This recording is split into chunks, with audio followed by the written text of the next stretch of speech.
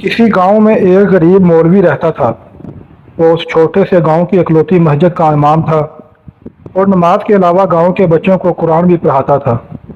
जबकि उसकी बीवी गांव की बच्चियों को मदरसा पढ़ाती थी, जिससे उनका गुजर बसर हो जाता था।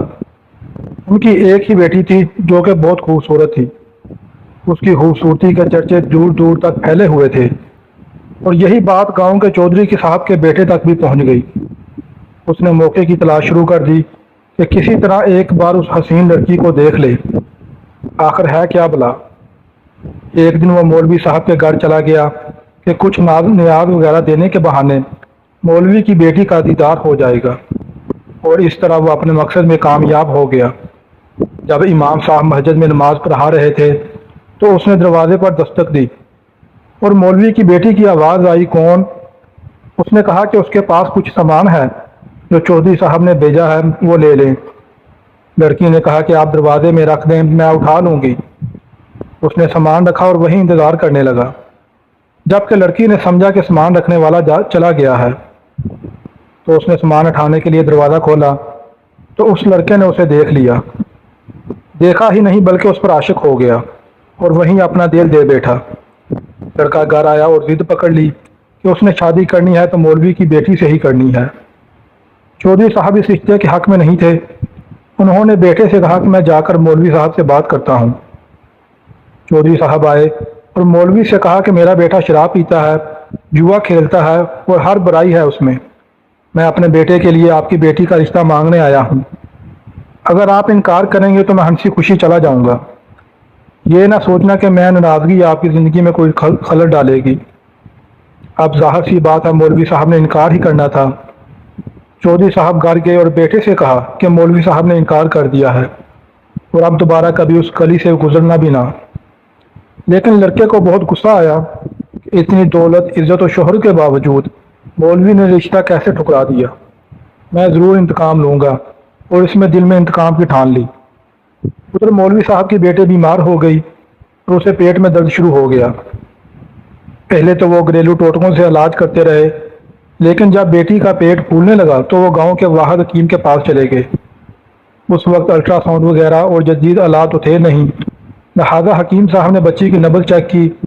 पेट दर्द की शिद्दत का जानते हुए बताया कि आपकी बेटी हामला है।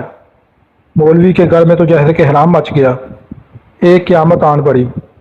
मौलवी ने बेटी को बहुत मारा पीटा कि किसके साथ मुंह काला करवा आई है, किसका बच्चा है तेरे पेट में। एक दो बार उसे कत्ल करना भी चाहा, लेकिन बीच में उसकी माँ आ गई।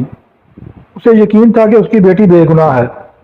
वहाँ उनकी बेटी भी इस इम्तिहान में अल्लाह से उम्मीद लगाकर बैठ गई कि अब कोई मौजज़ा ही उसे इस नाकर्दा गुनाह से निकाल सकता है। उधर चौधरी के बेटे ने जब 2-3 मरतबा मौलवी साहब को बेटी के हमरा हकीम के पास जाते देखा तो वो हकीम के पास चला गया। थोड़ी सी रकम अदा की तो हकीम ने सारी बात उगल दी। चौधरी का बेटा वापस आया और गांव के मरासी को कुछ रकम देकर सारे गांव में ऐलान करवा दिया कि मौलवी की बेटी बगैर निकाह किए हामला हो गई है। गांव की औरतें मौलवी के घर आने लगीं और पूछने लगी कि ऐसा क्या हो गया कि बेटी को ये गुनाह करना पड़ा, इसकी शादी क्यों ना करवा दी, किसके साथ मुंह काला किया। गर्द जितने मुंह उतनी बातें। गांव की पंचायत ने मौलवी साहब से अमामत वापस ले ली और उन्हें 1 माह का वक़्त दे दिया कि वो अपनी रहायश का बंदोबस्त किसी और गांव में कर लें। गांव वालों ने भी अपनी बच्चियों को मौलवी की बीवी के पास भेजना छोड़ दिया। हर तरफ से मौलवी साहब परेशानियों में गिरे जा चुके थे।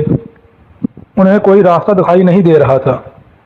एक दिन वो परेशानी की आलम में बैठे थे कि दरवाजे पर दस्तक हुई। जाकर दरवाज़ा खोला तो सामने एक खूबरू नौजवान खड़ा था।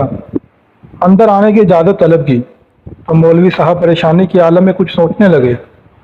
लड़का समझ गया और अपना तारफ़ करवाया कि मैं आपका शागिर्द, बचपन में आपसे कुरान पढ़ा है, फलां शख्स का बेटा हूँ और बराबर वाले गांव से आया हूँ। मौलवी साहब ने उसे पहचान लिया और उसे अंदर ले आए। उसने अपने आने का मकसद बताते हुए कहा कि उसे मालूम हुआ है कि आपकी बेटी के साथ ये माजरा पेश आया है। मजीद बताया कि वो शहर से हिकमत का कोर्स मुकम्मल करके आया है और गांव में हिकमत खाना बनाने का इरादा रखता है। लेकिन आते ही उसे इस बात का इल्म हुआ तो उसे यकीन नहीं आया कि यह वाक़या सच है और वह इस राज को मालूम करने के लिए पहुंच गया। मौलवी साहब को भी कुछ उम्मीद सी नज़र आने लगी। اس لڑکے نے مولوی صاحب کی بیٹی کی نبض دیکھی تو کچھ تفصیلات پوچھی اور کچھ دیر سوچنے کے بعد مولوی صاحب سے کہا ایک بکرے اور کتے کا بندوبست کرنے جب لڑکی کو دن کا کھانا کھانے سے منع کیا، بھوکا رہنے کو کہا، اس کی بات پر عمل کرنا پڑا۔ مولوی صاحب اور کرتے بھی کیا، ٹوٹتے کو تنکے کا سہارا۔ رات تک سارا بندوبست کر دیا۔ لڑکے یعنی حکیم نے گاؤں کی کچھ معزز عورتوں کو بھی بلوا لیا اور ان سے بکرے کا گوشت پکانے کو کہا۔ جب گوشت پک چکا تو اس لڑکے نے لڑکی سے کہا کہ پیٹ بھر کر گوشت کھائے۔ لڑکی بھی صبح سے بھوکی تھی، جی بھر کر گوشت کھایا۔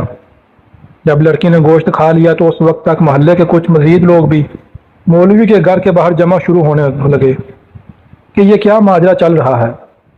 اس لڑکے نے مولوی صاحب کی بیٹی کو بلوایا اور دوسرے کمرے میں لے گیا جہاں اس نے پہلے سے کتا ذبح کر کے رکھا ہوا تھا۔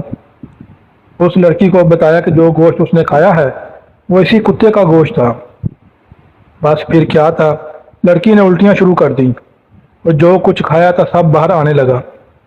کچھ ہی دیر میں اس کے پیٹ سے الٹی کے ذریعے ایک مینڈک بھی باہر نکل آیا جسے سب محلے والوں نے اپنی آنکھوں سے دیکھا۔